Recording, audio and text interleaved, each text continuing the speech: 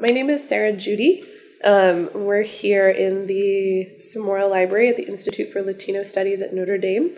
It's March 7th, 2019, about 9:30 in the morning, and I'm here with poet Sarah A. Chavez. Oh, Sarah, welcome. Thank you so much. So we like to start these interviews with just some background information, so a little bit about where you grew up, any significant childhood memories that you have related to being a writer, becoming a poet, but just the basics. Okay. So I grew up in Fresno, California. Mm-hmm. My parents got divorced when I was 8, I think. And so a lot of my childhood was kind of going back and forth between parents and between seeing my grandparents who lived like an hour away. And so it was an interesting sort of bicultural upbringing. My dad's family is Mexican. Well, my dad's side of the family is Mexican. My grandma immigrated when she married my grandfather. And then my mom's side are Anglo, Irish, Scotch from the Midwest. And so it wasn't, they're pretty different cultures and different ideas about, just a lot of things. And so it was a lot of kind of moving in and out of these cultural spaces with different kind of cultural understandings of how to act. And in terms of writing, I think I was a big reader. My mom's a big reader, and I don't even know where I got the idea. I was thinking of this not that long ago. I really, at some point, I must have just, started writing things down. I knew that I really liked writing, and I really, poetry in particular sort of felt like a conduit for feelings. And I think it just sort of started as journaling, and it eventually became writing poems, and I sort of didn't even realize I was doing it. Were there books you remember reading that were around the house? Were you going to the libraries? Or where were the books coming from for you? You said your mom is a big reader. Yeah.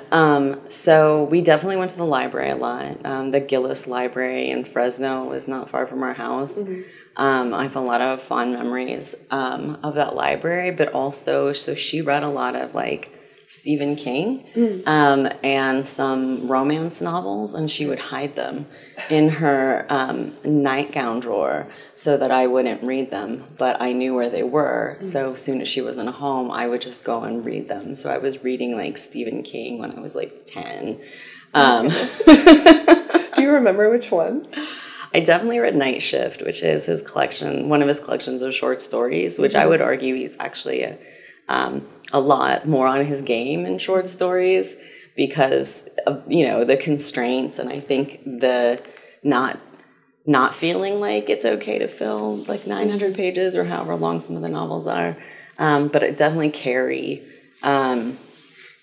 those. Night Shift in particular, I remember because it has these two stories. One is about a therapist who's a boogeyman, and it was the therapist's human body outfit was hanging in a closet, and it freaked me out, so I didn't want to look in my I didn't want the closet door shut because I was afraid if I reopened it. And then the other was called Gray Matter, where this guy literally turns into goo.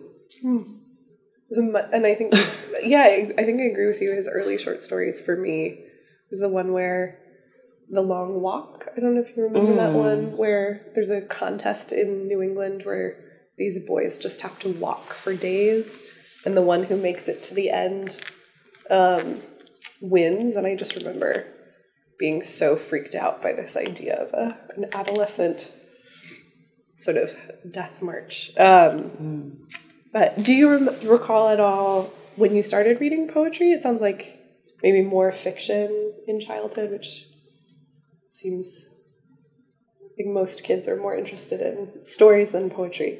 Was there a time or a poet that you encountered first? Yeah, this seems like a sort of standard answer now, but one of the first poets I read was Edgar Allan Poe in school. And I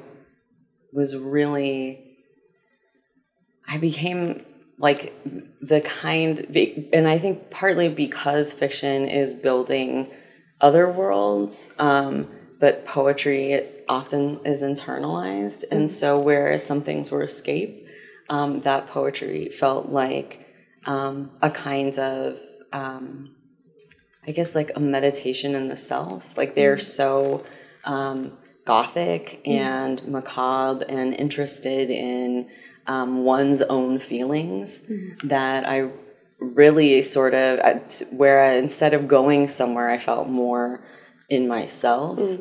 And so those books were really the sort of what they teach in school, right? Like Annabelle Lee and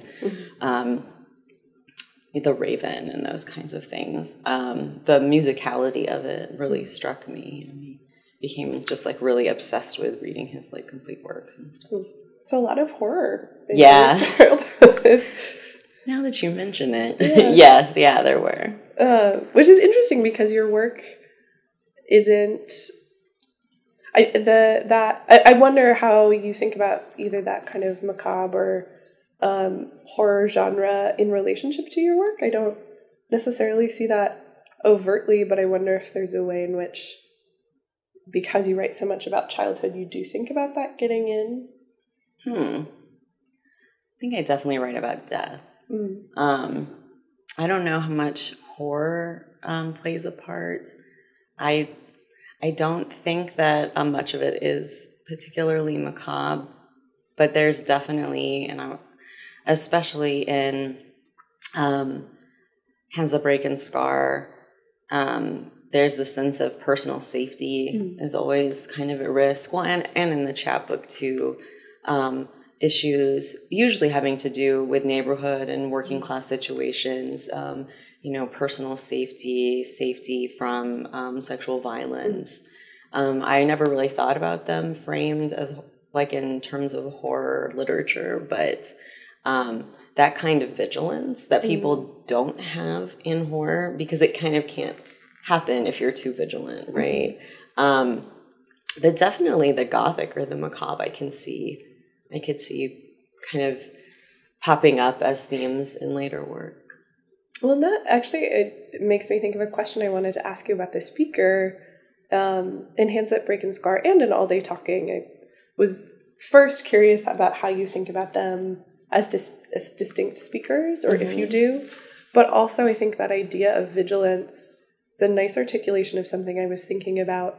The speaker seems intensely self-aware and aware of the ways in which social situations are supposed to go, and maybe the speaker's own participation in that kind of showing of bravado with peers, or being having an intellect that needs to be kind of suppressed with peers but shows up with adults. So could you talk a little bit about the way you conceived of the speaker between the chapbook and the collection? I guess it is a singular speaker. I mean, especially I think about the chapbook was published first, but poems in Hands That Break and Scar were either being written simultaneously or first.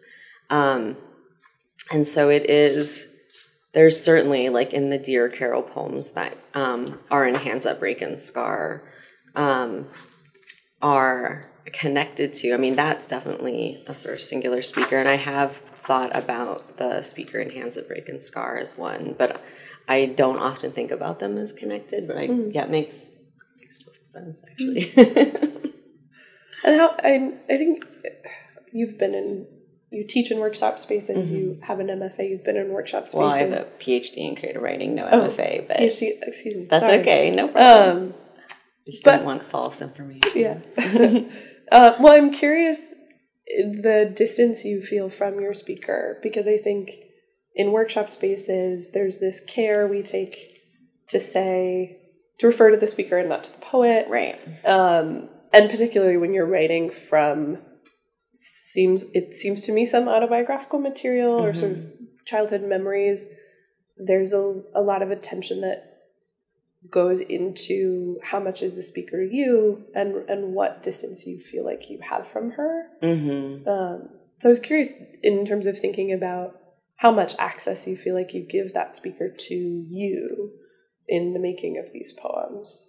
Yeah. So I would say in the initial making of them, a lot, but not by the final product necessarily. And that is the tension. And and in workshop, right, it's interesting because especially once you're in grad school, you do talk so much about that separation. But teaching undergraduate workshops, they refuse that separation, both in the reading and in their own writing. It's like, no, like this is me. And so I know that the work is being read as me, even though it's not always me. And I think, like in terms of a poetics, once we start to narrativize, once we start to shape and make choices about the types of language that we're using and how we describe something, we've already taken it out of whatever sort of nonfiction way that it existed. But I think a lot of definitely my own preoccupations show up for sure. Preoccupations with ethnic, racial and gender performance, working class, anxieties, like work in general. So a lot of it, I think in the beginning stages are definitely, part of my writing process is just to put it down, just get out as much as possible. So, it's a lot of free writing, and it's only once I've sort of amassed, like half a notebook's worth of free writing that I'll go back and I'll cull. And that's kind of my writing process. And so I'll take things that are from me, that are maybe very personal and possibly like autobiographical, and then I'll shape them though, and they kind of become more distant from that. And so last night at our reading, you read some new work, which has a very distinct, and it seems like distinct from the speaker of these books.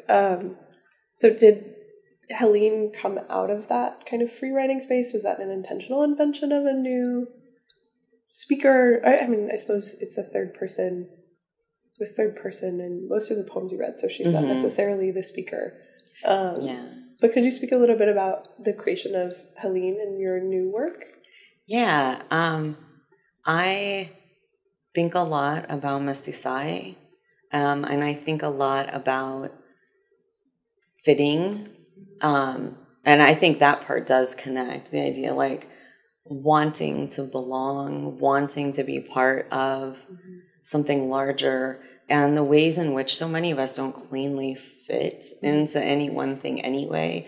But when someone is from a bicultural, biracial background, or if they are not, if they are queer in a way that is not clear-cut or particularly visible, that distance from those communities, I think, can be, like emotionally difficult to navigate.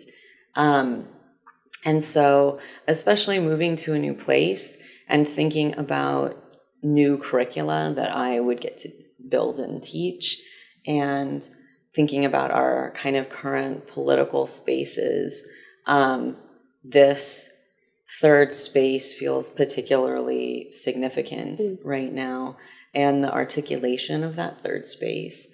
So in a way, I think that the Helene poems are coming from maybe a slightly more intellectualized, even though the poems themselves I don't think they feel intellectualized. I think they feel introspective, but it's the introspection in connection to these ideas that I'm thinking about. And so to me, I guess they feel more like a meditation on adult understandings rather than coming from a much younger perspective, like the book and the chapbook do.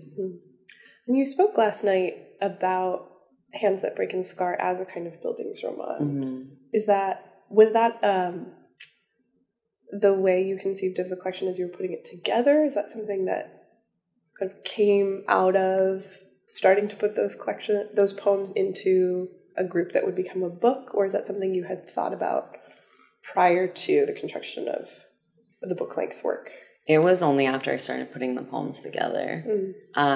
Ted Kuzer, who was teaching at UNL when I was there, I think he's still teaching there, he was a really big advocate for not building towards something. He's like, just write poems. Like, just write poems, and then you just, like, put them together and you put them in an order. Like, don't write to a concept. Like, that this is, you know, like a newfangled way to do things that's, like, taking something away from older poetry. And so while I think I did end up having something that was, like, driven toward a particular idea, I hadn't done it intentionally. I was just writing about the things that were occupying my mind, and felt sort of trying not to tell myself what I should be writing about. I try to I feel like there's so many places in our lives where there are things we have to do. And so poetry, I kind of wanted to be a place where I didn't have to do a particular thing. And so it just sort of became pretty obvious later, like, oh, well, these are all working towards something. And so once I had, because the book was also basically my dissertation.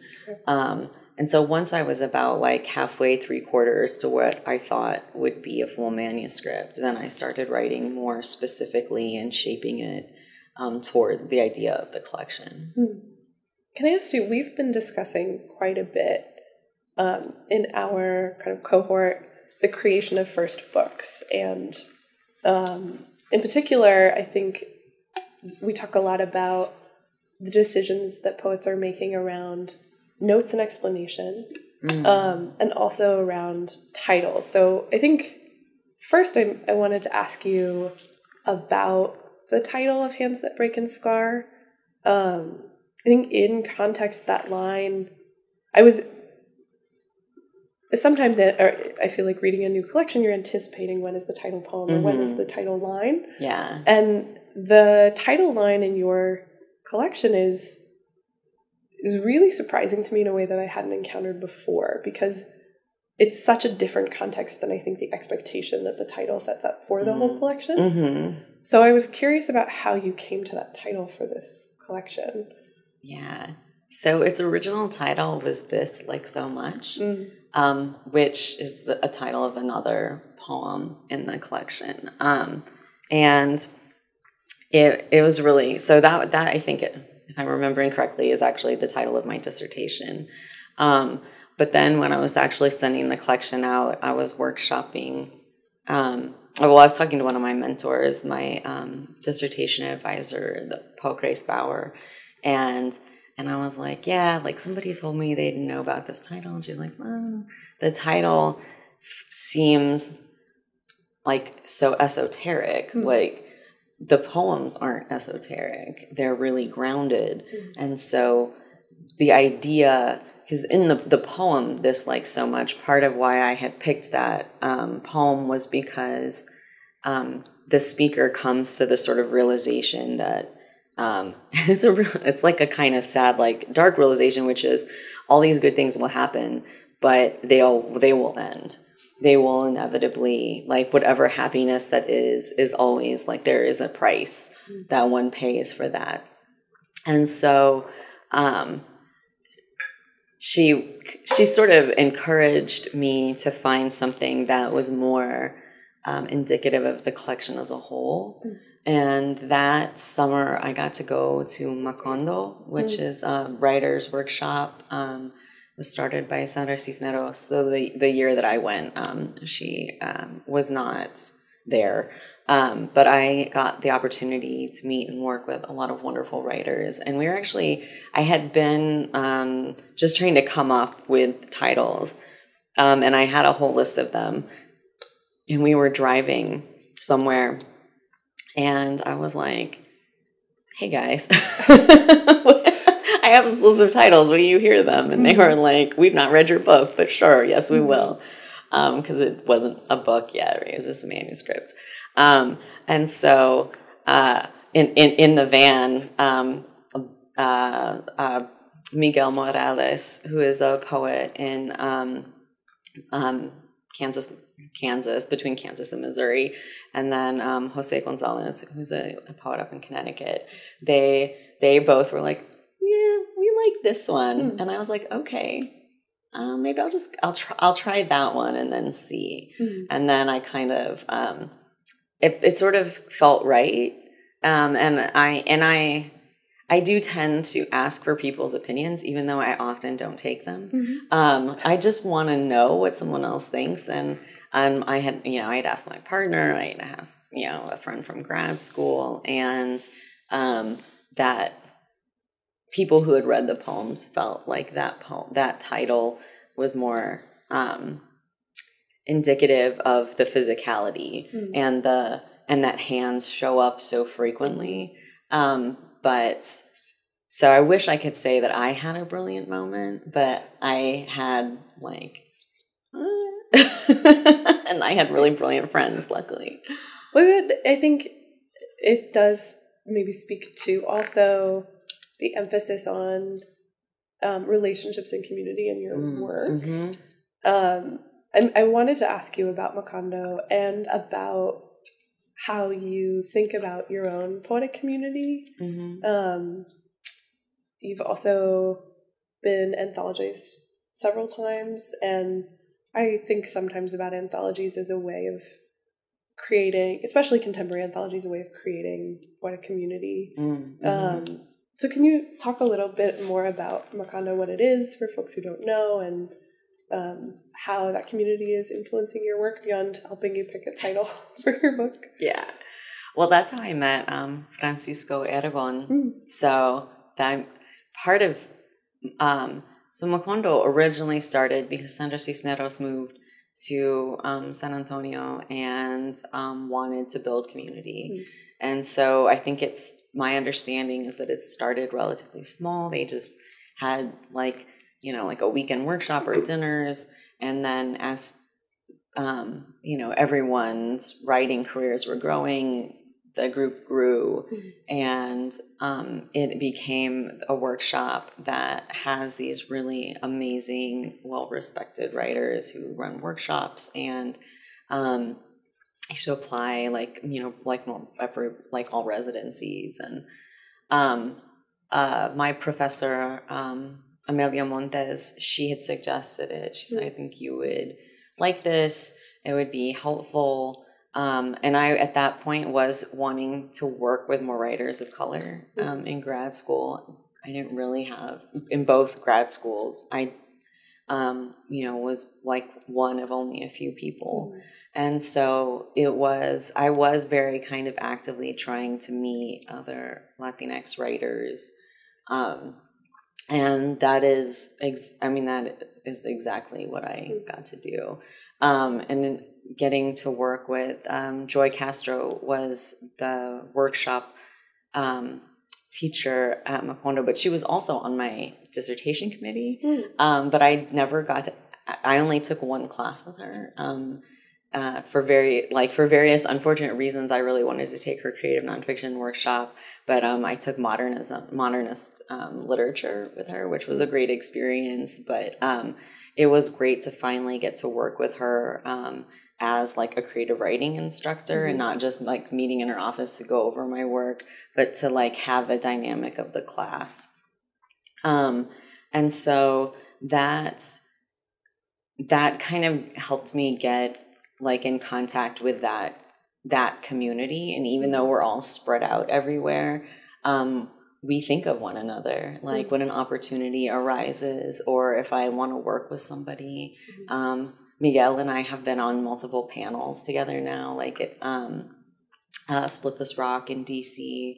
We were on a panel proposal for AWP this year that I'm not on that panel, but because I had to make a choice, but it got picked up, which I was super excited about. So it really is partially just a way to maintain for me, it's a way to sort of, make writer friends that you can connect with who, in a way, kind of keep you on track. Because I want to read their work and they inspire me to want to keep up, in the community, not in a competitive way, but in a I want to be engaged with this. These people are doing these wonderful things, and I want to be worthy of their literary friendship, kind of.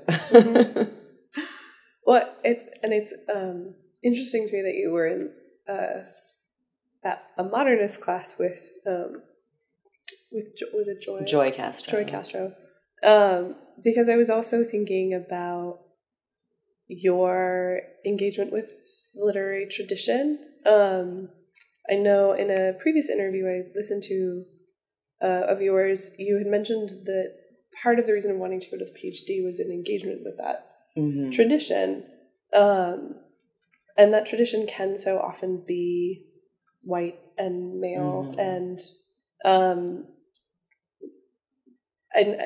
I'm curious about that literary tradition as it influences your work and as you sort of see yourself in relationship to maybe the more what we would think of as canonical poets.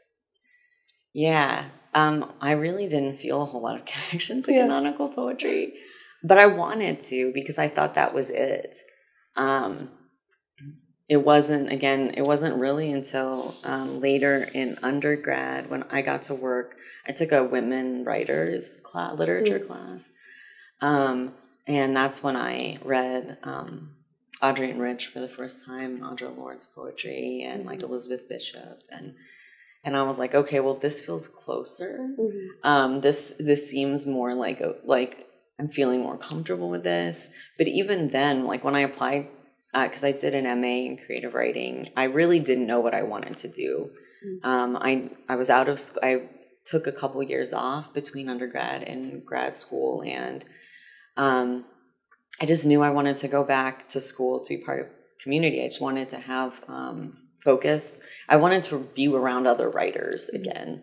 And so I felt very it didn't at the time, which in retrospect is sort of silly. I was like, well, it doesn't matter if I get an MA or an MFA or whatever. I mean, for a career, it actually kind of does matter. But it had been suggested to me that I would like a PhD when I was doing my undergrad. I had a couple professors who were like, you like the literary critical side of this too, you could do a PhD. And that seemed just wholly unrealistic to me at that point. I was like, well, that's not really possible, but okay, thank you. And then later, and it is partially because I'm lucky enough to have a partner who is also an academic who is interested, and it was in part his I want to do a PhD, let's do this. That kind of, I think in some ways maybe gave me a little extra courage to do the thing that I wanted to do, but maybe didn't feel like was a real possibility. So getting though to that literary tradition and going to grad school and getting to read writers of color and starting to read more about what writers of color said about engaging in those traditions. Sandra Cisneros, just the way she talks about going to the Iowa workshop was really fascinating to me because it's the super contentious relationship where it was, I mean, in some, how I don't know her personally, but in some of her interviews, she talks about how disruptive and hurtful and, isolating it felt. And so it was this chance to say, well, I don't fit into these spaces, so I'm going to create something that I fit into. And I felt that I didn't really fit into the kind of Fresno Central Valley. A lot of the Chicano literature that comes out of there is incredibly male-centric. And a lot of it is, there's this way that it looks at land and at identity that felt, and it just felt inauthentic. And so I think a lot of times my engagement with literary tradition is to try to sort of learn what they're doing and then like skew it in a way that feels right to me. So, you know, some of the poems think about land and relationship to land. And a lot of the work that comes out of early Chicano literature and the Fresno Valley poets is very like earth associated, but in like an almost rural way. But Fresno is very urban. You know, it's a big city that has big city problems. And that was the Fresno that I knew. And so even though I did briefly, I worked in the fields for a summer, but, and my family actually picked and worked in the fields, my dad and my grandparents.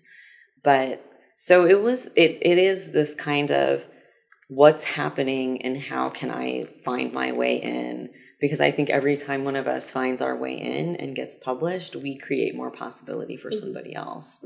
It was only like finding these other writers that I was able to sort of feel like I could carve a space for myself. Yeah, and I think a way in which encountering the literary tradition allows you to leave it behind. Yeah. To give yourself, to know very intentionally what you're choosing not to participate in. Absolutely. And I think too also, I really reject the idea that we shouldn't read canonical work, but I don't think we should read it with the reverence that we're often invited to read it with. I think engagement with it is important because if I want to read, say, like Jimmy Santiago Baca, he read Wordsworth, you know, and loves Wordsworth. And so I think I should understand as a writer, to be a very mindful writer, those literary traditions, but to not be held by them. Yeah, to know why I'm doing things and, like you said, why I'm not doing certain things.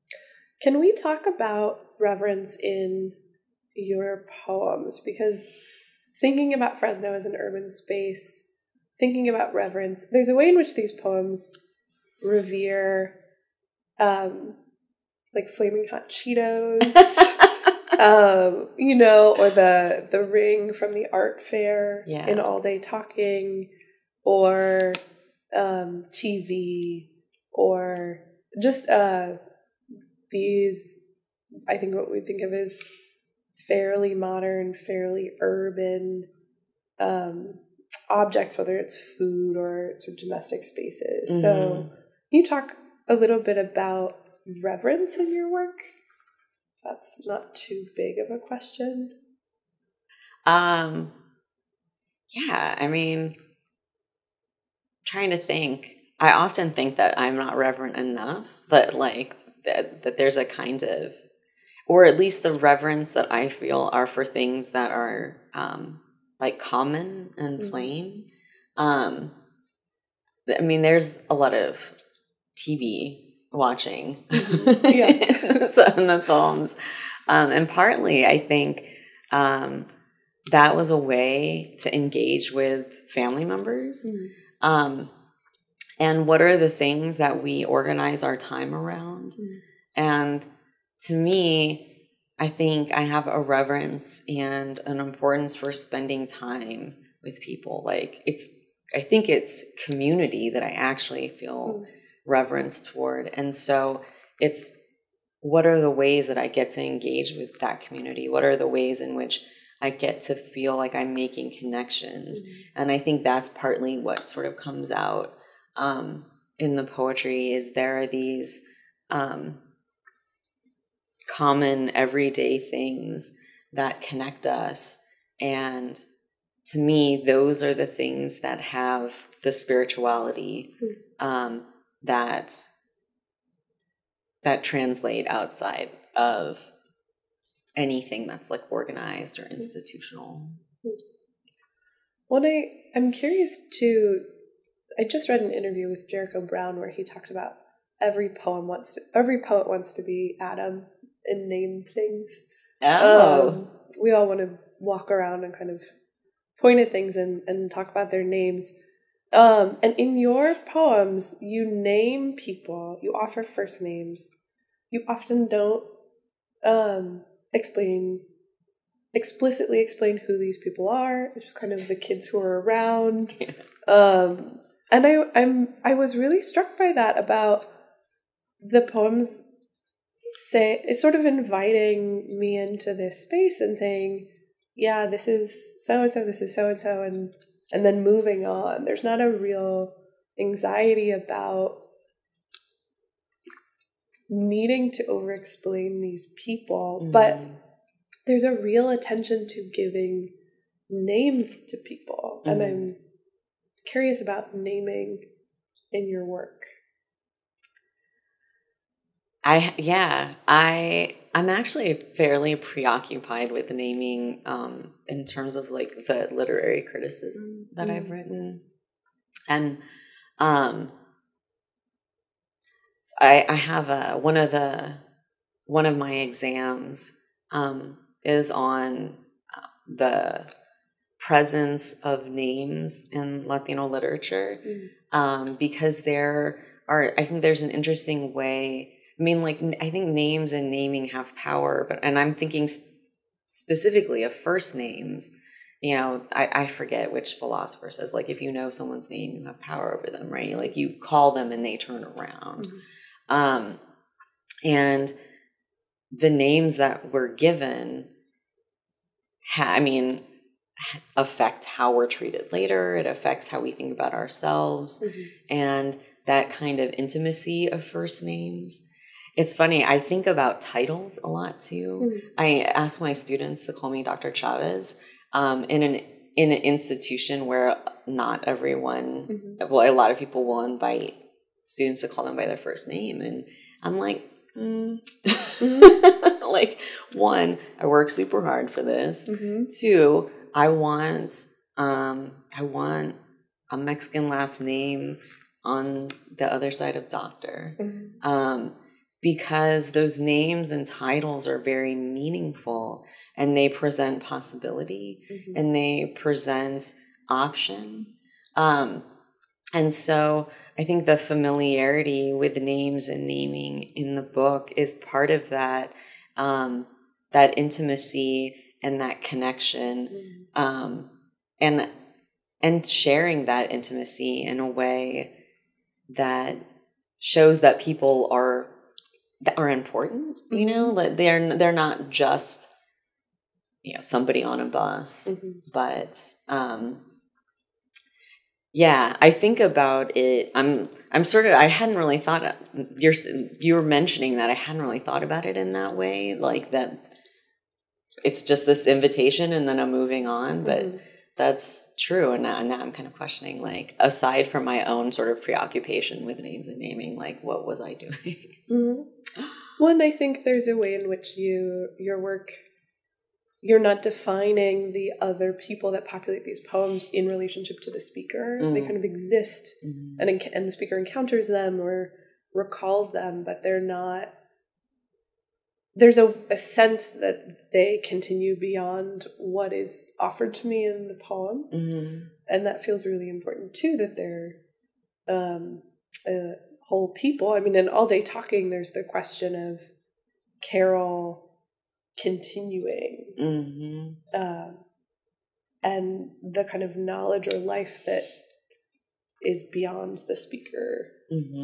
I wonder too, just as we're talking about memory and childhood and naming, so often with poetry that's preoccupied with memory, I hear folks, and I wonder if you get this, compliment the fact that it's not sentimental. They say, you know, this is, your work is engaged in memory, but it avoids sentimentality, and that's sort of given as a compliment. And I wonder about the resistance to sentimentality. I wonder about how you think about sentimentality when you're writing poems that come from a place of memory. Yeah, I mean, it's hard not to have that. I mean, it's so ingrained, right, that don't move into sentimentality. and don't be over sentimental. The idea that we want to be emotional and we want to have feelings, but also we don't want to cross that line. Wherever that line exists, it's a very nebulous understanding of what is emotional and what is sentimental. So I think I was very aware of it, partly because they're so narrative, and partly because it is working with memory. And I think because I do feel a lot of emotion from where the poems began, and there is a lot that connects to my own childhood, though the poems are by no means all like autobiographical, that I actually, one of the things that I think about in terms of sentimentality is nature poetry, and the way that nature poetry is written as if it is not this sentimental worshiping of nature and things that are beautiful. And I get really weary of beauty. I'm just sort of like, trees are beautiful, flowers are beautiful, like beautiful women, blah, blah, blah.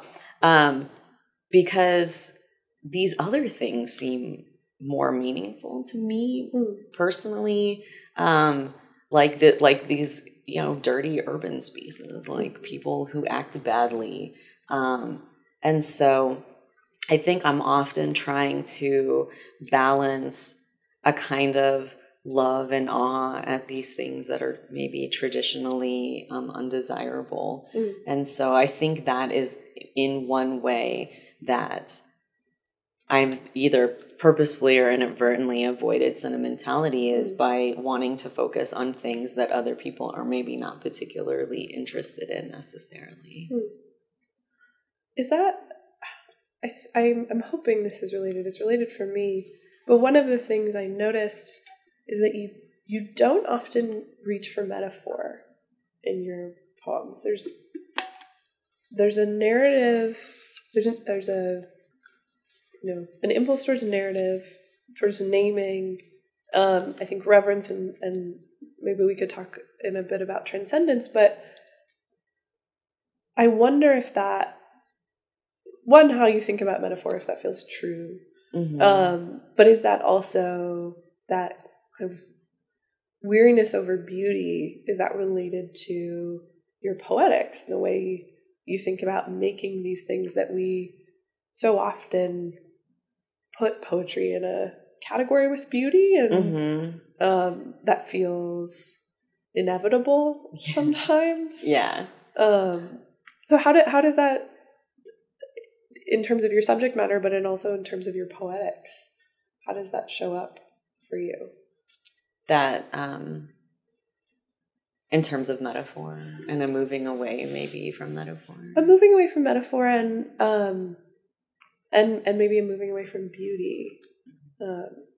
If the move from beauty is influencing your sort of choice, where you place your attention, but also the way you think about constructing a line or an individual poem, the way you're thinking about what is language doing in a poem if we're not just trying to make it sound beautiful.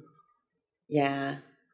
I think, well, one, I would maybe jokingly say that maybe I'm just not that good at metaphor. And that's why.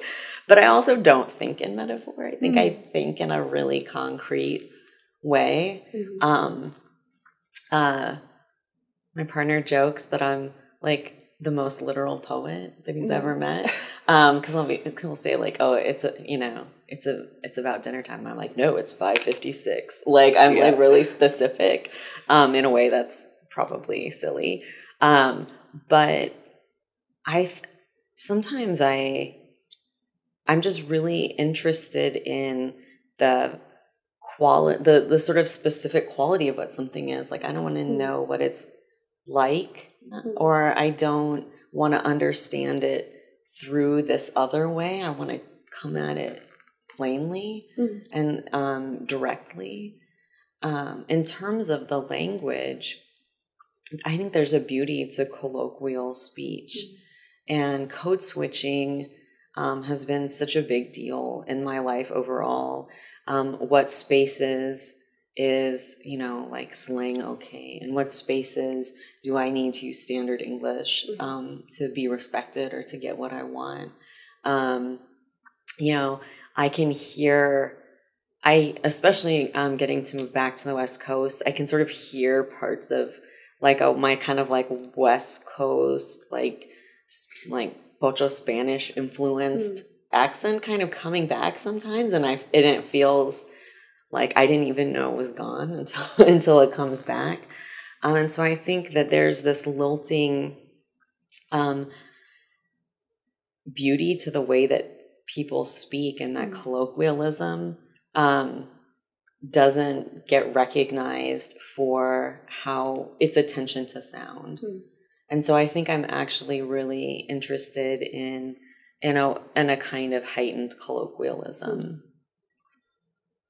What I think I've heard in terms of thinking about your background and interest in literary criticism and thinking more academically about poetry, some of the most difficult work is just saying what's there.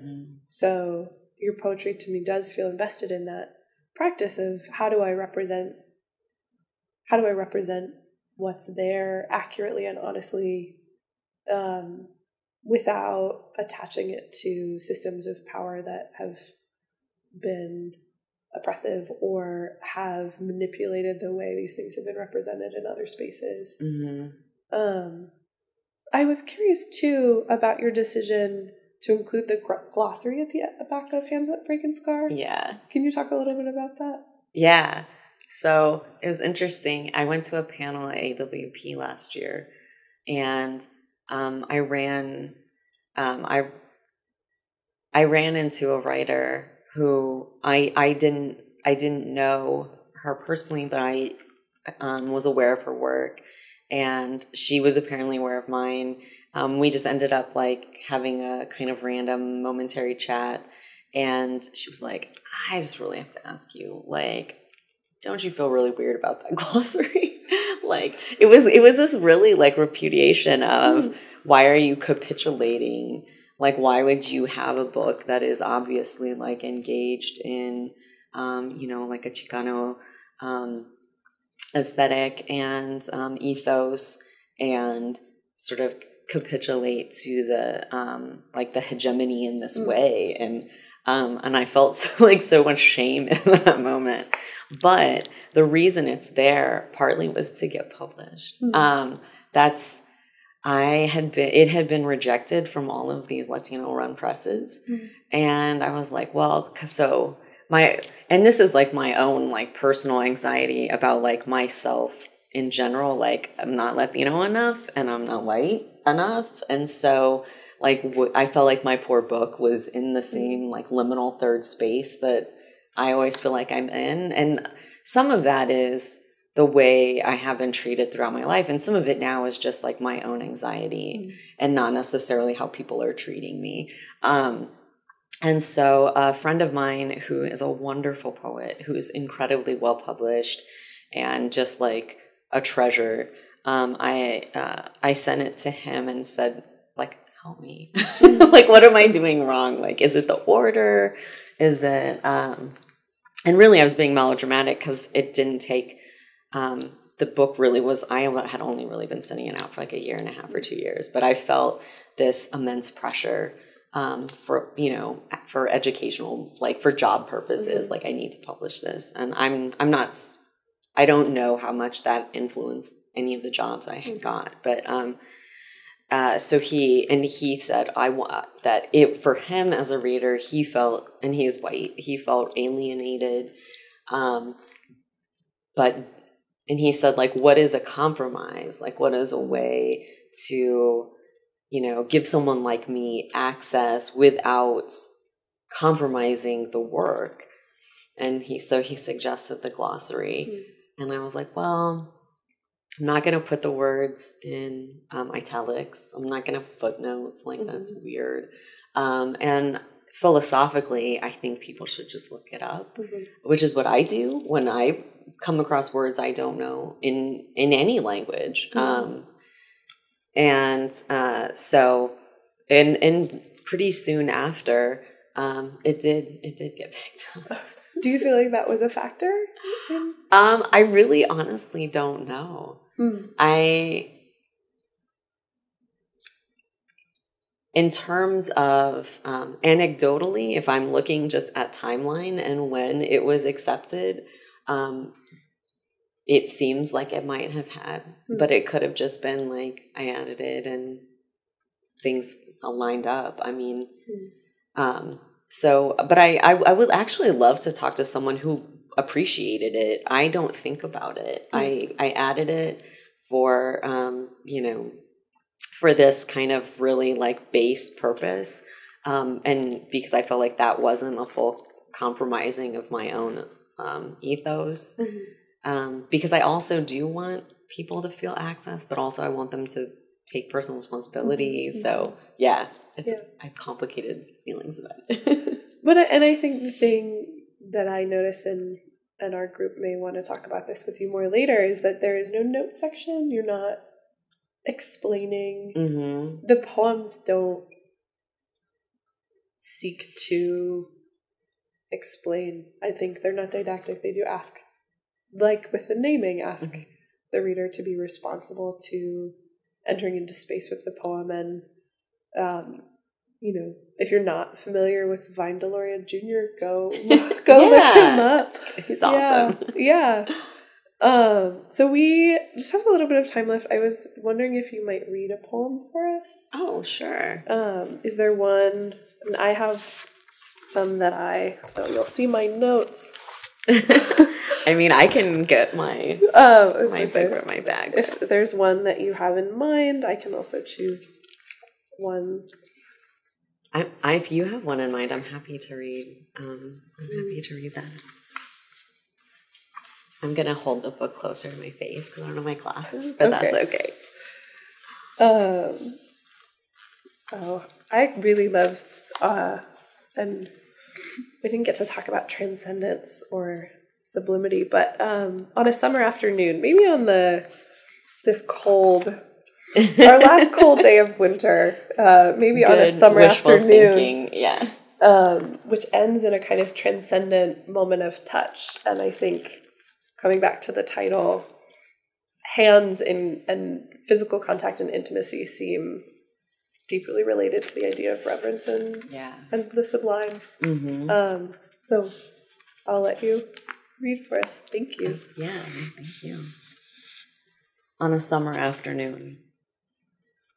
Long-haired William, in his ripped jeans, tells me the body is made of millions upon millions of moving particles, molecules, and that if it weren't for gravity, they would release like helium balloons from a net. He places his hand on my thigh and asks if I can feel my molecules moving against his. Can I feel them blending and trading, gravity working like a conductor where our skins connect? My body begins to feel ethereal as we sit on the porch, afternoon light shining in blades between the spindles of the railing. I think I like the idea of our molecules combining, first hand to thigh, then hand to face, then chests and legs, foreheads and noses, eyes and lips. I imagine that, like pointillist paintings, from a distance, our fragments together must look plenary, sublime. Thank you. So maybe we should end there for this morning. I so appreciate your time and your reading last night. Thank you. And your work. So. Thank you for wanting to chat. Your questions were amazing. So. Well, thank you.